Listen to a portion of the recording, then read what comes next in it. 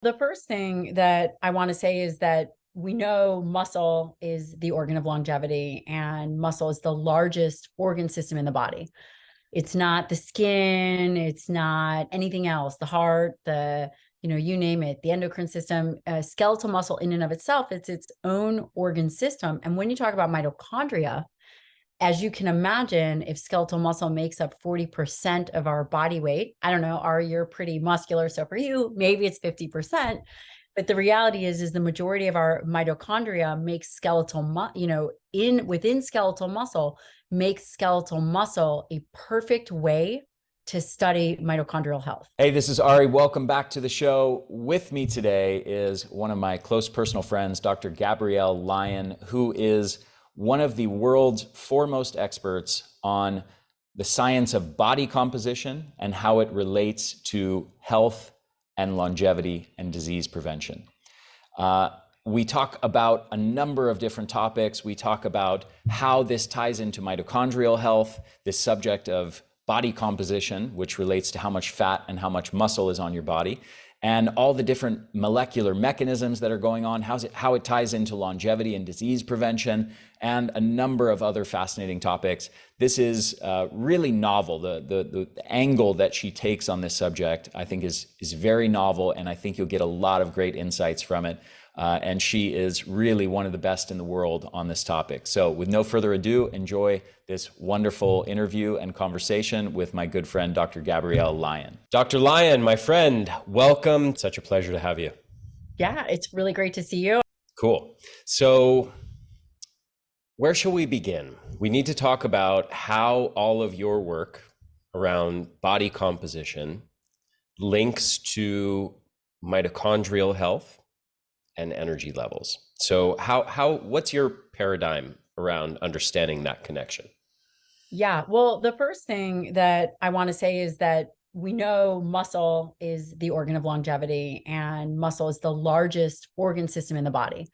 It's not the skin, it's not anything else, the heart, you name it, the endocrine system. Skeletal muscle in and of itself, it's its own organ system. And when you talk about mitochondria, as you can imagine, if skeletal muscle makes up 40% of our body weight, I don't know, you're pretty muscular. So for you, maybe it's 50%.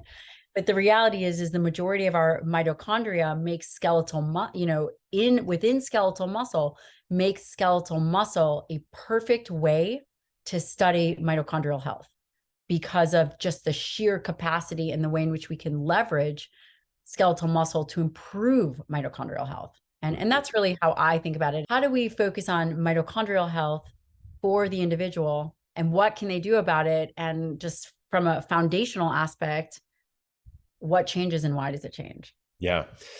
So why do you call muscle the organ of longevity? What is the scientific basis of that? Yeah. Well, the idea that muscle is the organ of longevity really focuses on the concept that the healthier our muscle is, the more healthy muscle we have. People will say, well, bodybuilders don't live longer. That may be true, but we're talking about within a physiological norm, that the healthy our skeletal muscle system is because of its pinnacle role in longevity, body composition, energy metabolism, the better off that we are. It truly is the organ of longevity. And when we think about mitochondrial health, there's a lot of discussion that as we age, there are fundamental changes that have to happen within the mitochondria from a negative aspect. We talk about, this increase in free radical formation, this decrease in mitochondria's ability to clean itself, mitophagy. But the reality is we know that under a microscope, if you were to look at a very fit 70-year-old and compared the mitochondria to a very fit 20-year-old, you wouldn't actually be able to tell a difference, which is crazy. But the reality is we often look at the healthy, sedentary, older population, and there's no such thing. Healthy, sedentary, any population is a misnomer. It doesn't exist. And really, the healthier our skeletal muscle is, by default, the healthier our mitochondria is.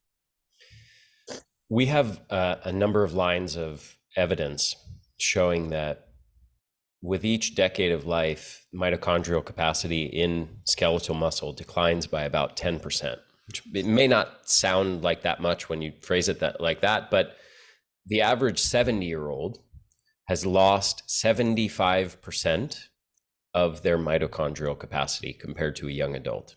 75%. So I often tell people this is like going from a Ferrari engine in your cells when you're 20 to a moped engine when you're 70.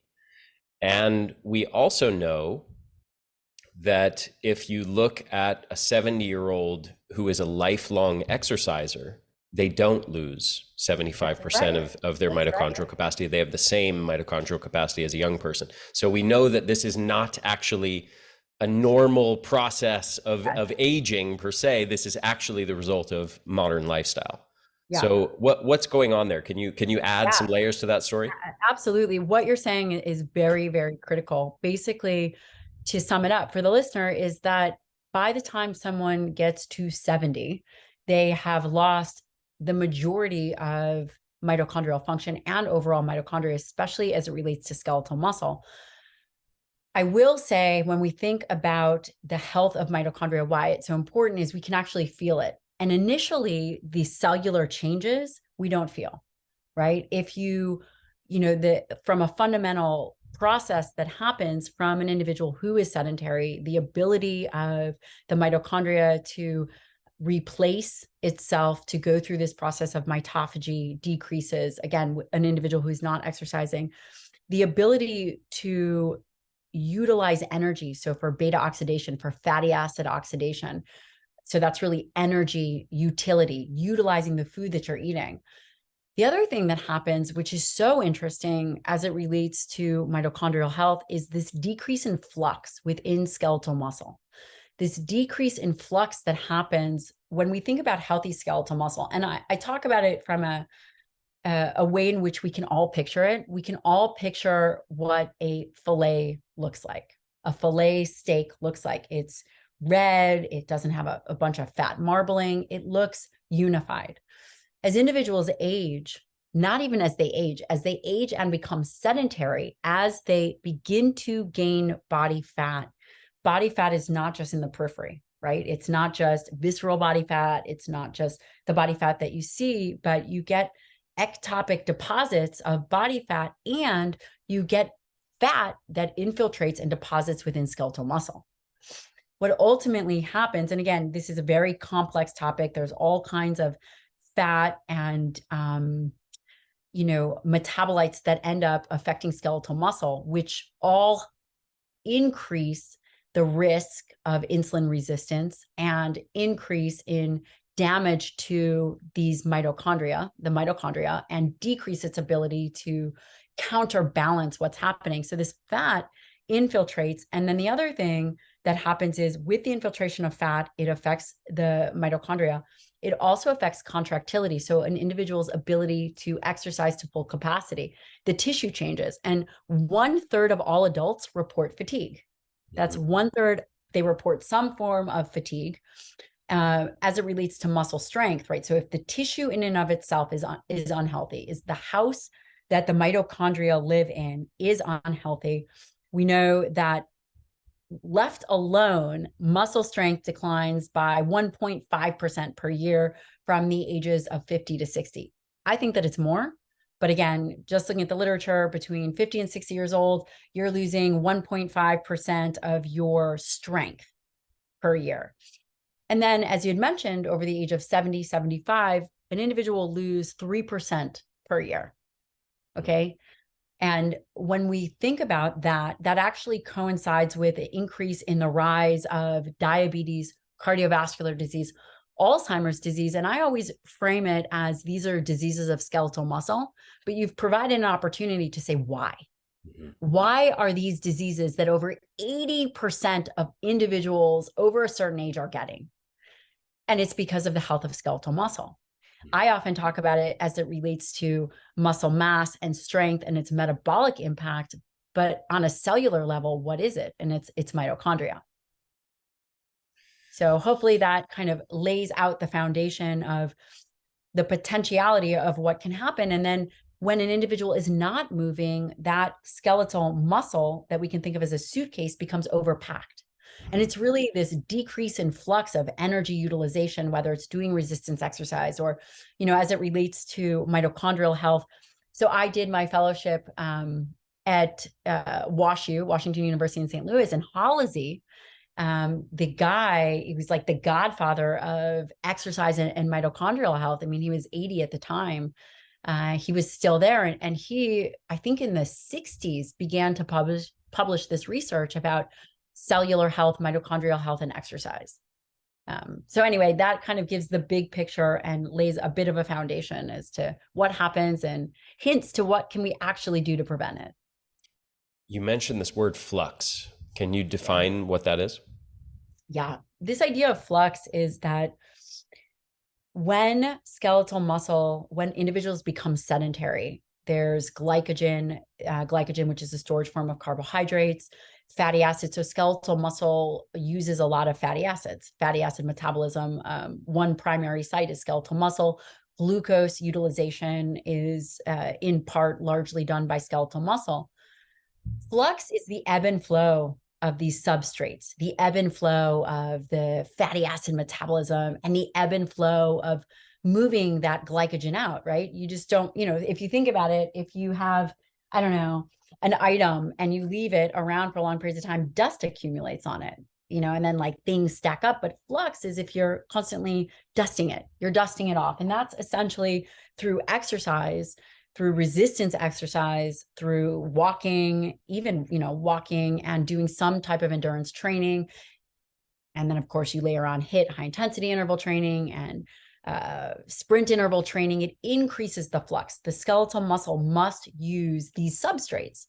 And that is one of the keys to overall health. If we believe the paradigm that skeletal muscle is this organ of longevity and obesity is a consequence of unhealthy muscle, and ultimately all the other things that we're seeing are really, they're anchored in skeletal muscle. It's the only thing that we can leverage. I mean, Ari, can you go exercise your liver? Don't say drinking. Right? You No, can't. You can't. You cannot exercise your liver. Can you exercise your heart? Yes, but you have you couldn't sit here. I mean, you're kind of a very in tune person. You might be able to sit here and raise your heart rate 100 to 150 beats per minute, but I can't do that. The majority of people can't, but I can pick something up and do a bicep curl. I can go and run, do a sprint around the block, not effectively. And I look ridiculous, but I can still do it. The skeletal muscle is this organ system it is the only organ system that we have direct control over. And that becomes critical to understanding if we want to improve skeletal muscle energetics and we want to improve mitochondrial energetics. How do we get ahead of these cellular changes that we've been fed happen with aging?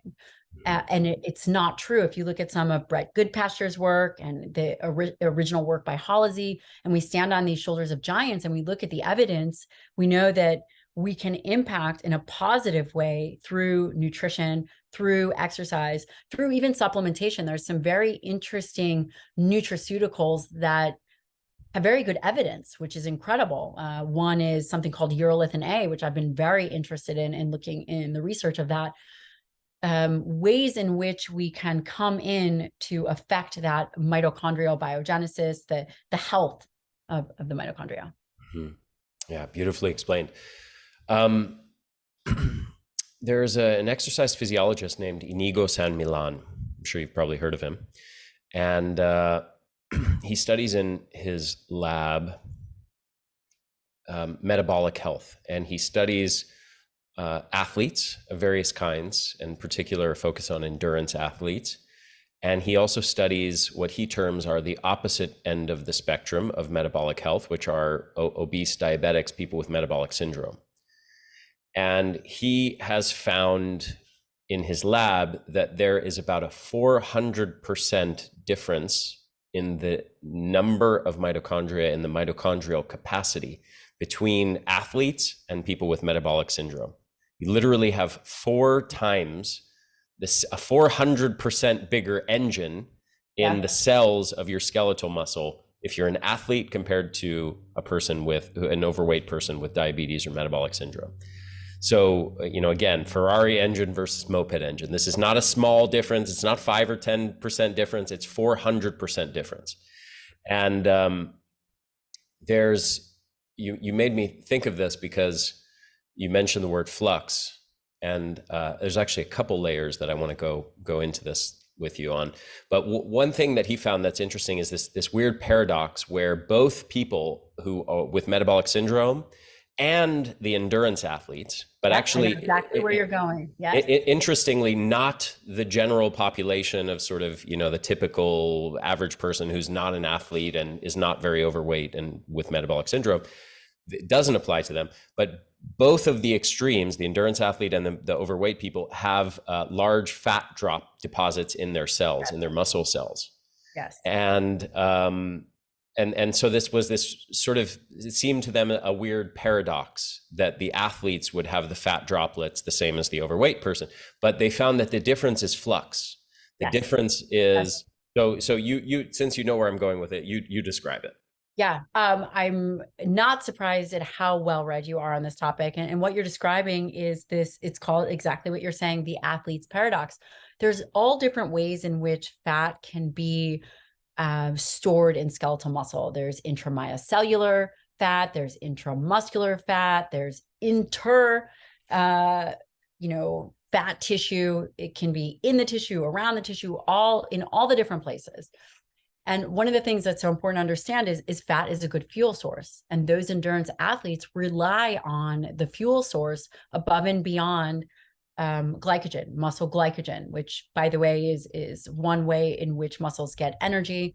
It is not actually directly available in the bloodstream. People will say, well, my muscles will help stabilize my blood sugar. Well, it doesn't directly. These amino acids have to go to these substrates have to go to the liver to then help maintain blood sugar. But the flux is what keeps these athletes healthy, right? They have designed their body.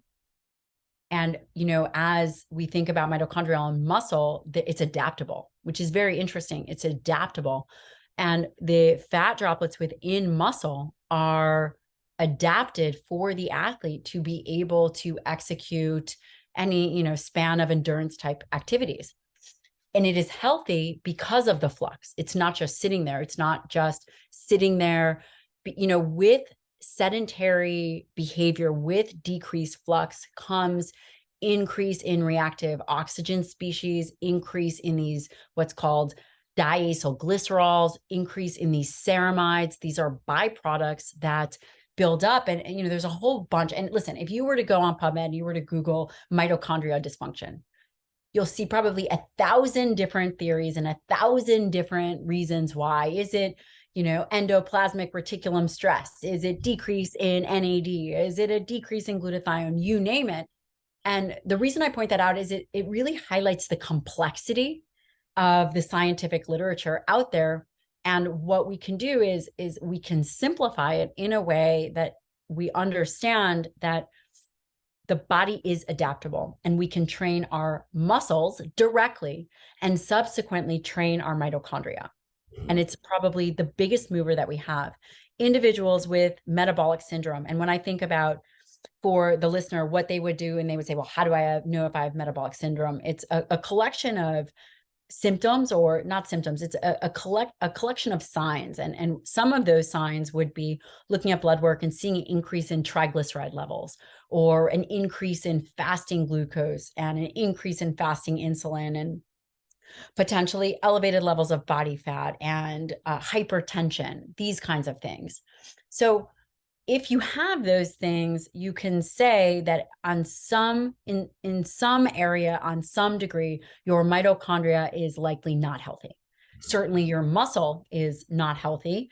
And again, it's not a black or white picture. It's just like flux happens and doesn't. The spectrum of change is not linear. And this spectrum of change is what we call the catabolic crisis of aging, which we can, of course, discuss if you want.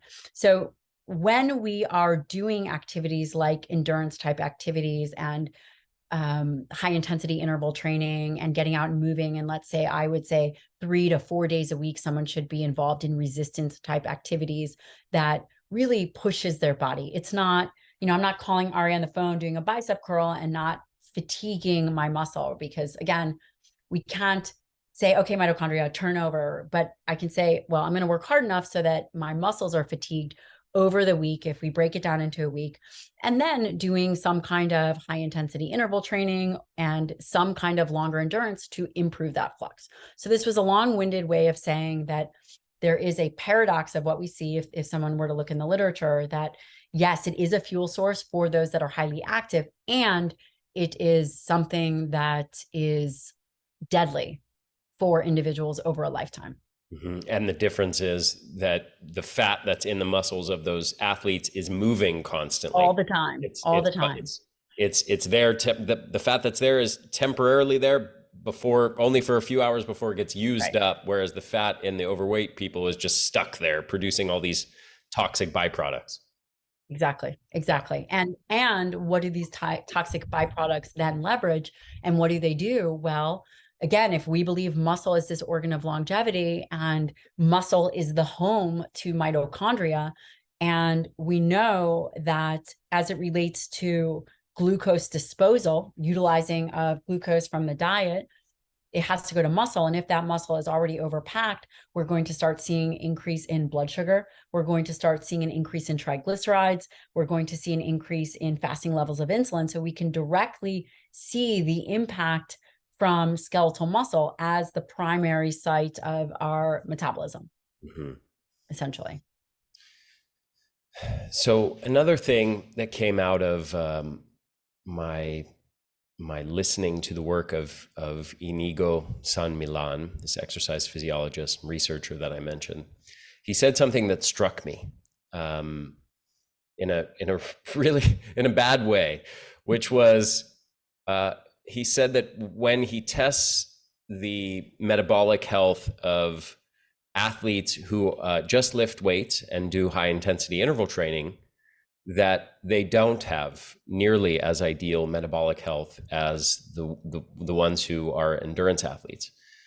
And as someone who had just spent at that time 20 plus years only doing resistance exercise and high intensity interval training and not doing any endurance training, I went, well, damn, that really sucks. But the thing is, still hope for you. Yeah, there's still hope. And I have since dramatically upped my endurance activity because of that. But what's interesting about this is I just want to impose like kind of the cultural narrative, the dominant narratives, popular narratives within the evidence-based fitness, nutrition movements. For the last 20 plus years, it was very focused on, hey, endurance training is kind of a waste of time. It's silly cardio. It's not really effective for fat loss. It's kind of worthless. Hey, if you want to waste your time doing that stuff, that's fine, but it's not really needed. What you really need to do is lift weights and control your diet to look good. And now you have this very smart exercise physiologist saying, actually, it's pretty important to overall metabolic health. So I'm wondering if you have any thoughts on that, and maybe like me, you've changed your relationship with endurance exercise. I love that you're bringing this up.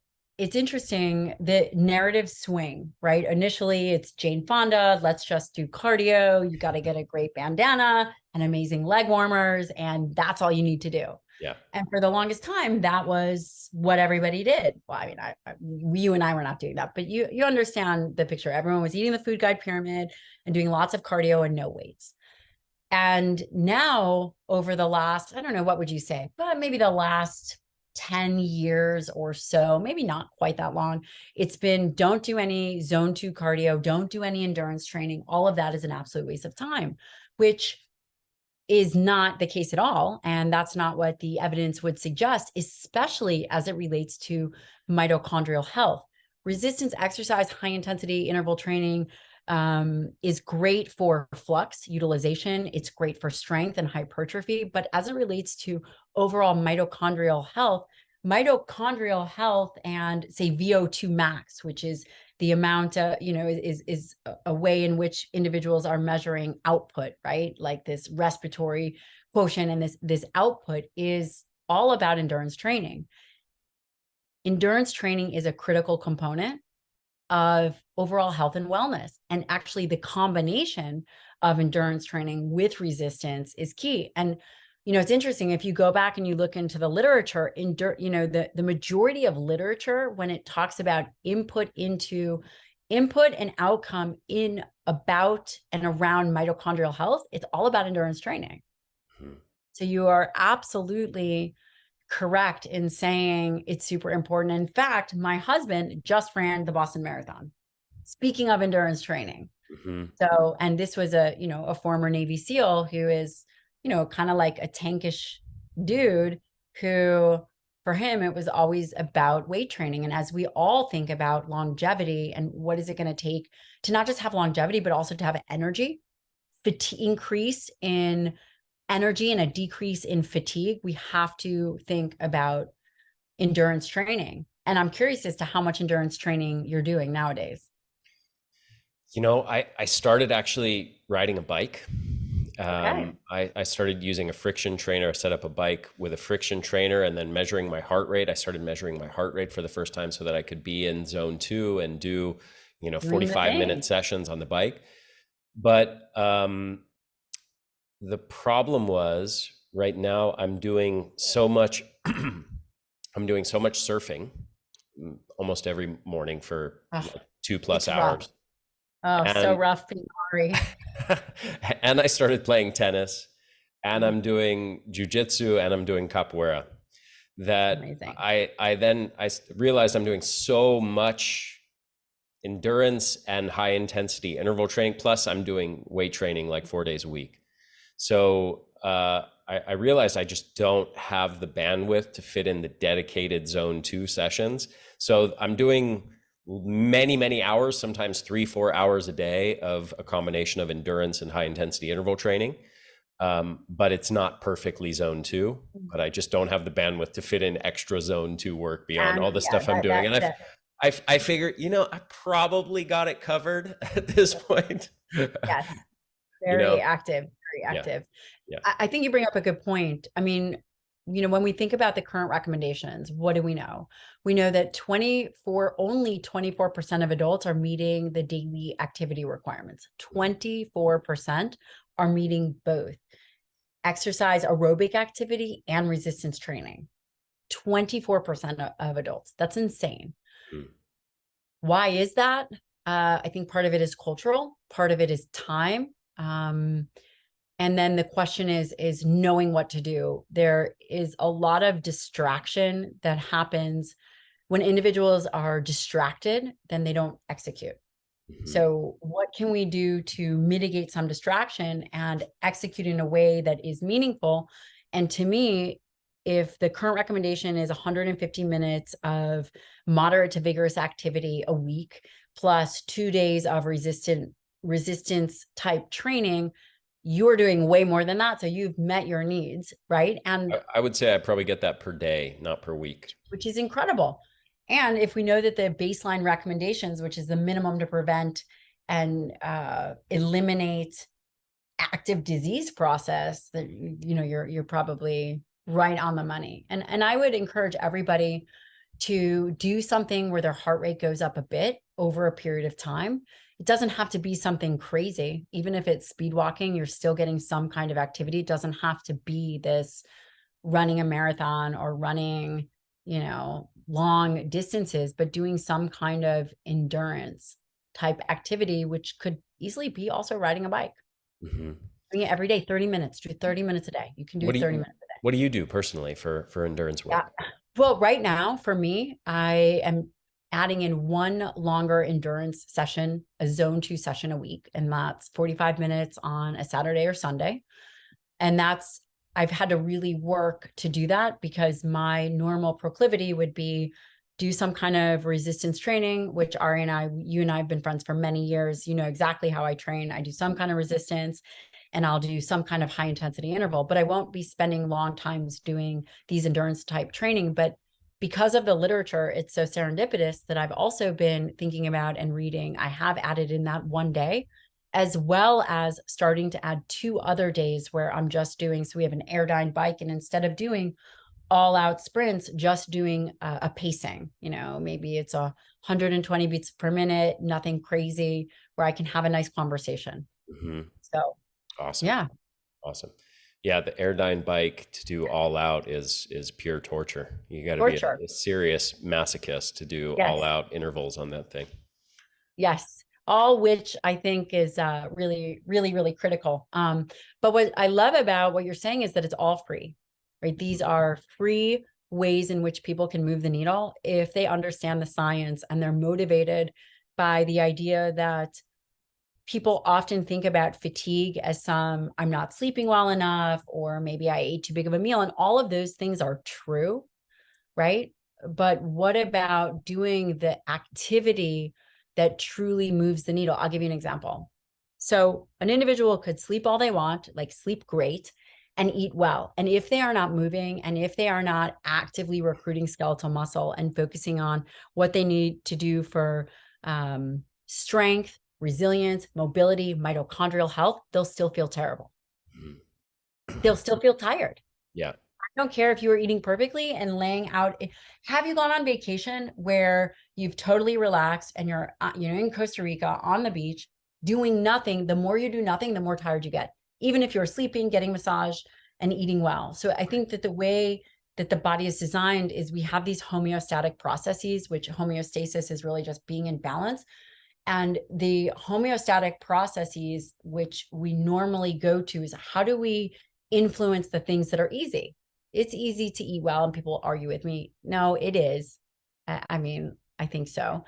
It's easy to get sleep, even if you're not disciplined to do it. It doesn't mean that it's a difficult thing, right? We're not talking about, the barrier to entry is, for example, I just came back from Special Operations Week in Florida, flew home. I could have easily gone to bed at an appropriate time because I had to wake up at freaking 5 a.m. to go train, but I didn't, right? I woke up at 5 to go train, but I didn't do the easy thing, which is get sleep, right? The difficult thing is actually leveraging the physicality to be working hard enough and putting the effort in to actually move the needle. The hard thing actually is exercise. So especially as it relates to, if you were to think about the body is designed for challenge. Nothing is more powerful than exercise, no medication. And the reason is because exercising skeletal muscle not only impacts the mitochondria, but exercising skeletal muscle secretes these myokines, which they're peptides that travel throughout the body that interface with the immune system. We know that as individuals have healthy skeletal muscle, they also have a healthier immune system. So skeletal muscle leveraging this house of the mitochondria does everything else. So it challenges the homeostatic balance, and that challenge is what's necessary. So in the same vein of the example that you gave of sitting on the beach doing nothing, and that not being energizing, it is also the case that if you provide more fuel to your mitochondria, like your mitochondria depend on mostly carbs and fats for fuel. And if you say, hey, maybe the reason I'm not energetic enough is my mitochondria don't have enough fuel, maybe I'll provide more carbs and fats. And of course, that not only doesn't energize you, it actually is the opposite. When you have a chronic excess of those fuels, it's actually toxic to your mitochondria. So to your point, the body likes balance, and I would add the body likes flux. Going back to the earlier point, the body likes to be in movement with these ebbs and flows, with things flowing through it. It likes to be in movement with nutrients flowing in and out, not in a static state where nutrients are stuck and the body's stuck. We have to, because that static state would essentially be a disease state.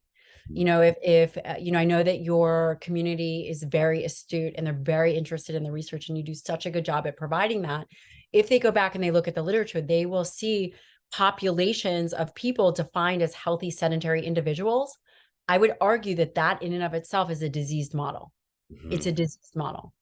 And as we begin to think of what does health mean, It does go back to muscle. It does go back to mitochondria, because these are the things that we can leverage. And especially from a nutritional aspect, excess calories, regardless of where you're getting it, is very challenging. It's very challenging if you are not utilizing it. And, whether it's in the form of carbohydrates or fats, protein is very difficult to store as energy, but a fatty protein meal would be challenging for the body, right? Because now you're talking about over consumption of calories and those kinds of things. But lean proteins alone, those amino acids are very difficult to store.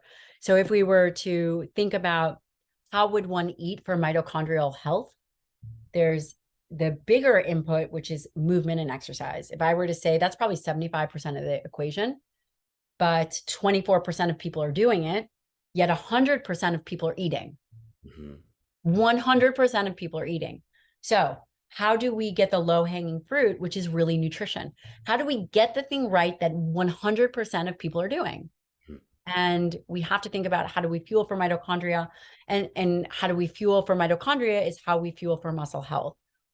And I've often talked about dietary protein to help maintain muscle health. And this is very suiting for the conversation of mitochondria, because inactivity, and as we age, again, could you overcome the quote aging process through activity? You could.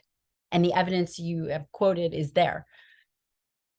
Aging is not a thing that happens. Is it potentially are there normal things that potentially could happen? Yes. Do we know what a amazing, healthy 80-year-old looks like? Nah, that's probably 1% of the population. As it relates to nutrition, there are certain things, and I say this cautiously because I've always talked about this concept of anabolic resistance. And anabolic resistance is the inefficiency of skeletal muscle to sense dietary protein. And why is that important? And just to take a step back to lay the foundation for the listener, is skeletal muscle as an organ system is a nutrient sensing system. And it's exquisitely sensitive to dietary protein, in particular amino acids. And one of the things in the literature that we see that happens with the quote aging population, which now I have to rethink the way in which I speak about it, is the aging population is that we see a decreased ability for skeletal muscle to recognize these amino acids. The efficiency of utilization goes down. And this is called anabolic resistance. So we've seen people that we love that are older get sarcopenic and small. And that's often why people come to the clinic, because they say, oh my gosh, I don't want to age like my parents aged. But this idea of anabolic resistance can be overcome by dosing dietary protein correctly. And Ari, I've always talked about this even distribution of dietary protein. And, what does that mean? I often recommend 1 gram per pound ideal body weight for dietary protein as it relates to muscle health, which then relates to mitochondrial health. People will say, well, what's my ideal body weight? I will say, I have no idea. Ari doesn't know his ideal body weight, and I don't know my ideal body weight, but I could say I'm 110 pounds. I'm happy with that weight. I'm a very low body fat percentage, because that's just the place that I live. I'm good with 110 grams of protein. So if you know where you are happy, you can say it's 1 gram per pound of your ideal body weight, make up that number. The last time you felt amazing, you do that. Now, for the longest time, I've said, okay, well, you need to have 30 grams, a minimum of 30 grams of protein per meal to get enough of those amino acids to hit this mechanism within skeletal muscle to create this muscle protein synthesis. So I'm sure the listener home is going like, what is she talking about? Well, 30 grams of protein, that would be, 4 ounces of a steak or 4 ounces of chicken. That would be the minimum requirement to stimulate this tissue. Well, turns out, that it's actually the first meal and the last meal that are most critical for overcoming this anabolic resistance, which simply means you are improving the efficiency of dietary protein to be recognized by skeletal muscle to protect skeletal muscle. Again, you're eating dietary protein because skeletal muscle is made up of protein. You have to eat that to lay down, to do tissue turnover. We turn over 250 grams of proteins a day. We're only eating 100 grams. and maybe a bigger person is 350 grams of protein. So that for, if someone is thinking and listening and they want a tangible takeaway and they're thinking, well, how do I protect my mitochondria by protecting my skeletal muscle? And I would say that first and last meal of the day is most important. Mm-hmm. And your protein target could be between, if you really want to get crazy with it, 40 and 50 grams of dietary protein, which, would equal a 5-ounce or 6-ounce protein serving or some kind of protein shake. Mm-hmm. First and last meal, you will protect your tissue. And it's probably worth pointing out to people that our body, it's not, this protein intake isn't just important for sort of building muscle, but No. a huge portion of our body is made up of proteins. Yeah, nearly all of it. Exactly right. Exactly right. Including much And of what goes on including Yes. much of what's in mitochondria as well. Yes, absolutely. And when you eat with a protein forward perspective in mind, you support skeletal muscle and subsequently support mitochondrial health. And by really keeping calories in check, we know that obviously gaining weight, decreasing flux, excess calories really become toxic to just the overall metabolism and mitochondria in and of itself, right? Because you're now increasing free fatty acids and you're increasing glucose and all these things that really destroy mitochondria. How do we design a diet that optimizes for mitochondrial health? And the way that you design a diet that optimizes for mitochondrial health is really twofold from my perspective. Number one, the foundation, and that foundation is dietary protein and dosing that correctly. Quite simply, 40 to 50 grams, probably closer to 50 if everyone was thinking about doing it at that first and last meal. I don't really care about that middle meal. And it allows individuals to eat within a time restricted window, which is very big for people. There's a lot of talk about autophagy, and there's many ways to get there, which is really this body's renewal process. But I don't care about that middle meal. And the reason I don't care about that middle meal is because the mechanisms of the input of the amino acids are still going.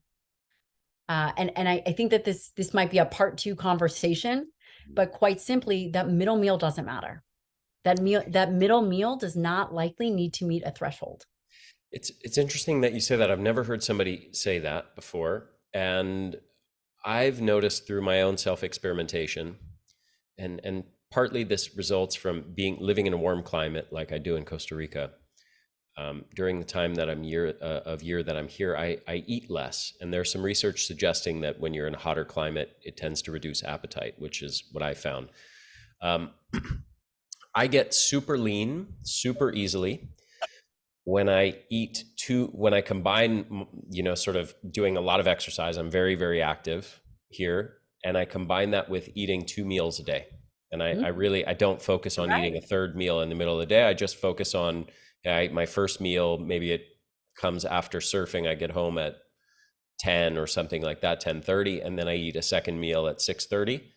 I can get super lean like that within a couple weeks of doing that. I can lose, multiple percentages of body fat doing that. And I find actually that if I incorporate a third meal in the middle of the day, it doesn't really do anything significant as far as muscle mass, but it does seem to prevent me from losing body fat.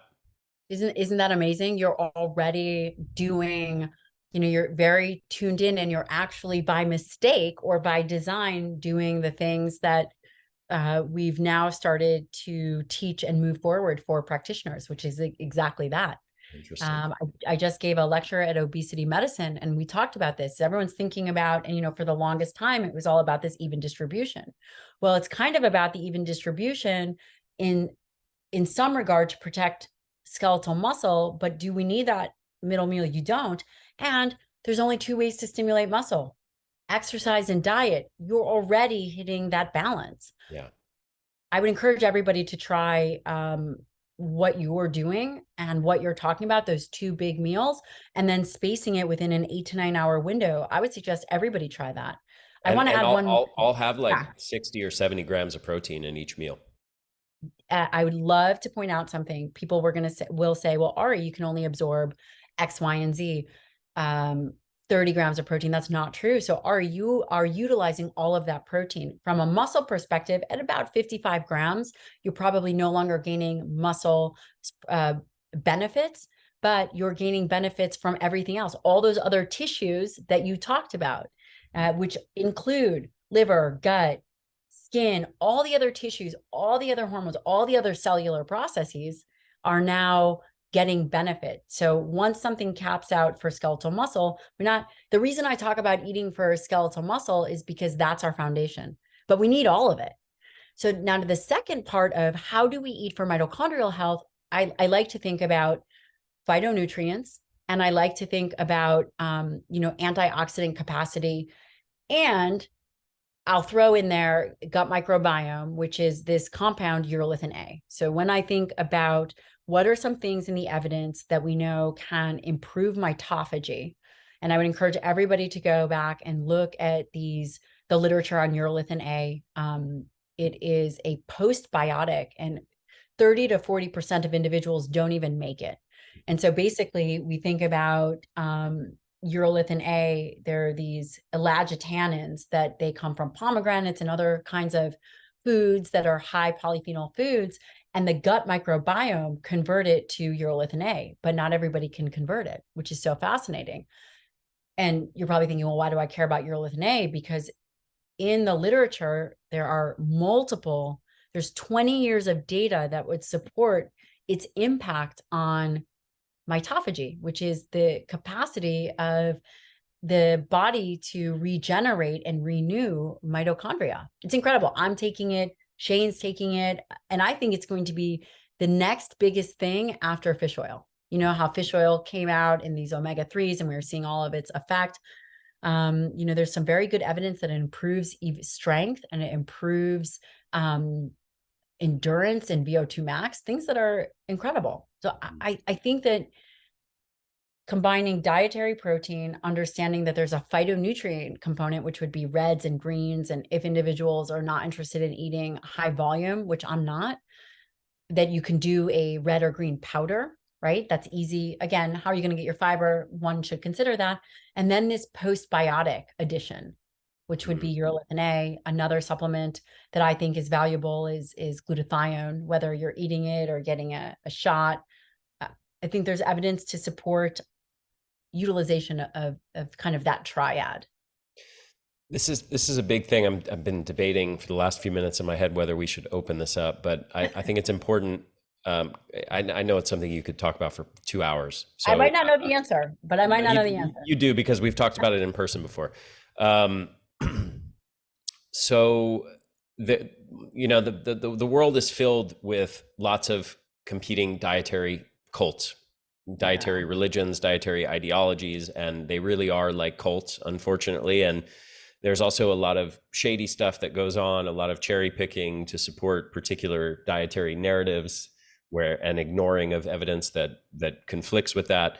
And a lot of people wanting, strong financial incentives for people to have the next big secret diet. Hey, everybody else is stupid, keto and paleo and veganism, and they all got it wrong, and really this is the greatest new thing. So we've now got virtually I think everything other than water has been demonized at this point, and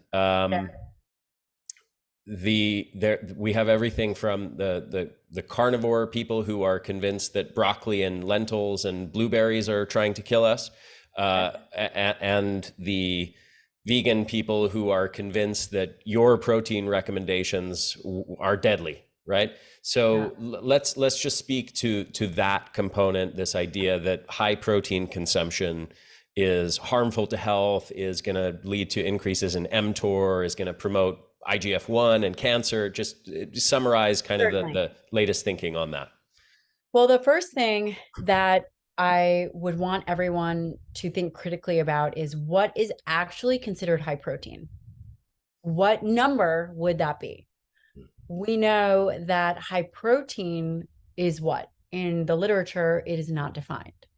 But we do know that the bare minimum to prevent deficiencies is 0.8 grams per kg.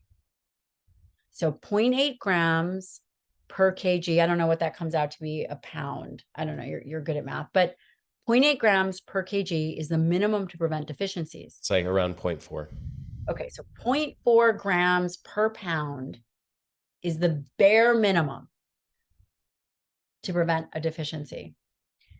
Would a high protein diet, and that's so basically how that's set up, it's 2 standard deviations between what would be deficient, right? So it's 2 standard deviations above of what would be considered deficient. So if that's the bare minimum, and we were to double that number, and we would get 1.6 grams per kg, would that be considered a high protein diet? No, that would be considered, from a definition standpoint, if we double the minimum, then that's moderate. So we now double the minimum. So now we know that 1.6 grams per kg may be more in line with optimal health.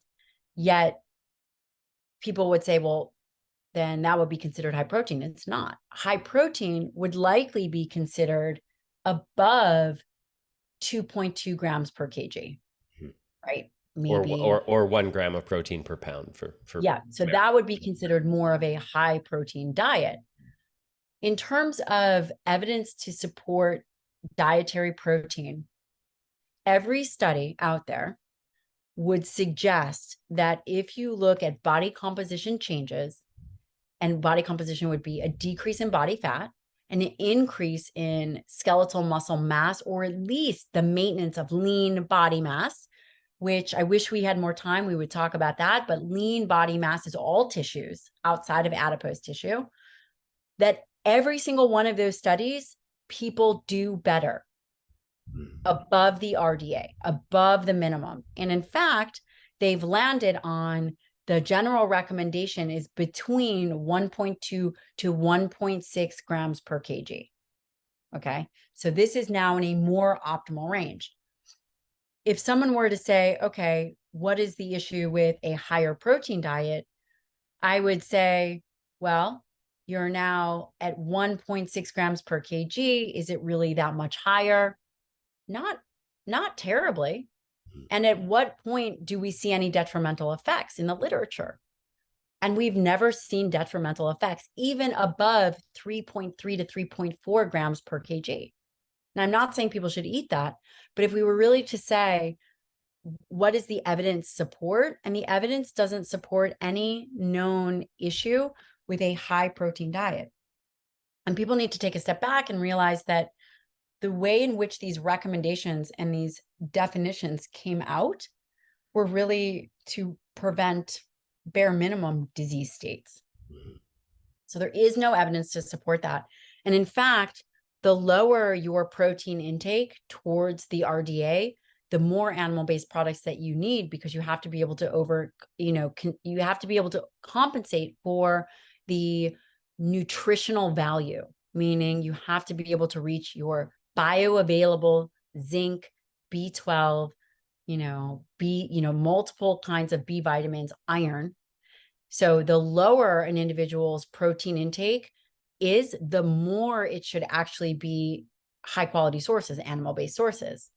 If an individual is choosing to just eat a plant-based diet, they're going to require more total calories if they're eating whole foods, and a higher amount of dietary protein, which goes against, if protein is bad, you're now needing to consume a higher amount of protein above and beyond that minimum amount of 0.8 grams per kg, just to cover the amino acid need. And again, it's kind of complex, but just to simply understand, there's no evidence to support that a, quote, high protein diet is detrimental. In fact, it's used for modalities for individuals that have to undergo surgery. It's used for individuals that have to undergo healing. A higher protein diet is used for those who have been injured or burned. There's a whole, in the academic arena, there is a whole host of reasons why a higher protein diet is better. Okay, so there's that piece. Then there was this whole big thing about red meat and cancer, which has largely been retracted. And then the Annals of Internal Medicine examined this body of literature. The lead individual was named Johnston. And for those of people that are not aware, Annals of Internal Medicine is like the Super Bowl of journals. There were multiple studies done with multiple individuals for checks and balances. They had no investment into outcome. There were vegans, there were vegetarians. They all examined this evidence. It was run through a process called the grade process, in which evidence is evaluated. And they found no high quality evidence with the addition of red meat, not processed, but whole red meat and cancer. Yet it's pervasive. And I'll just leave them with one more thing, is that people will say, well, you should reduce red meat because you should reduce cholesterol. You should reduce your eggs because of cholesterol. That cholesterol recommendation was taken out of the dietary guidelines in 2015. We don't have a cholesterol recommendation. If something is repeated over and over enough, people believe it to be true, and they die, and these myths die hard. Yeah. So. Yeah, 100%. Dr. Lyon, are there any, I mean, I could talk to you for another 5 hours, but we're pretty much at the end of our time here. Is there any final words that you want to leave people with, or do you want to maybe provide a quick summary of sort of your key recommendations that you've gone over here? Yes, certainly. So number one, muscle is the organ of longevity, and it is your only organ system that you can directly impact. The way in which you are going to do it is the obvious: physical exercise and nutrition. When it comes to physical exercise, resistance exercise is key. Also endurance type exercise, and just sprinkle in one day of doing something that you really don't want to, whether it's high intensity interval training. That could be different for everybody. But really doing the difficult thing is exercise. 24% of the population are meeting the recommendations. Now, moving to dietary interventions for healthy mitochondrial health and muscle health. 100% of people are eating. In order to leverage food for muscle mitochondrial health, I'd like to intertwine them, because again, skeletal muscle is the home of mitochondria for the most part, is optimized for dietary protein, separated into the first and the last meal. Those are your primary targets. The middle meal, I don't really care. Really thinking about that. I strongly recommend high quality proteins because of the nutrient density, especially when you're keeping calories controlled, right? You don't need a ton of calories, but you do need a ton of quality. And then sprinkling the adjunct things on, like if you have a beautiful home and now you're going to add drapes, you'll add in some kind of phytonutrient, whether it's a red or green powder or even a purple powder. And, my favorite, MitoPure or urolithin A, this compound. And potentially, if you wanted to get crazy with it, you could even also add in omega-3s. But thinking about those things. So it's the exercise piece of the recommendation. It's the dietary piece of the recommendation. And I will say, leaving individuals without confusion. Do not be distracted. There are core fundamental principles that are evidence-based that you can execute on. It doesn't have to be confusing. Remember that confusion is a distraction. And as you age, the window of time in which you can get better closes. And that's intense to think about, yet true. So do not be distracted by the shiny objects. Focus on evidence-based information, move that needle forward. And may I recommend 2 resources? Please. Yeah. And tell people where they can learn more from you and follow your work. Yes. So I had a TED Talk come out recently where I explain muscle as the organ of longevity, and really as a key component. Maybe you would be so generous to link it, they can find it. Sure. It's TED Talk. I have a book coming out called Forever Strong, where it takes these core fundamental principles and it breaks it out into very easy pathways. And there are pages and pages and pages of high quality references there, so that if individuals are interested in evidence-based information, I done what I feel is a very good job in doing that and providing that. People can find me on Instagram, Dr. Gabrielle Lyon, my YouTube, my podcast. I'm hoping, Ari, you will come on my podcast, which is Gabrielle Lyon Show. We have a great newsletter, and we're going to be doing 30 Gs, which is recipes, weekly recipes, which is going to be cool. Nice. So awesome. When does your book come out? October 17th. Okay.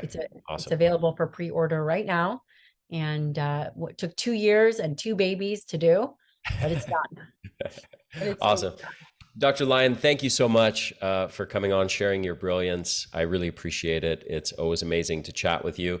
And to everybody listening, you should feel very blessed to get this information, because this was an hour talk, but the methods that she's outlined, she's given you very explicit advice on practical things to do each day and each week.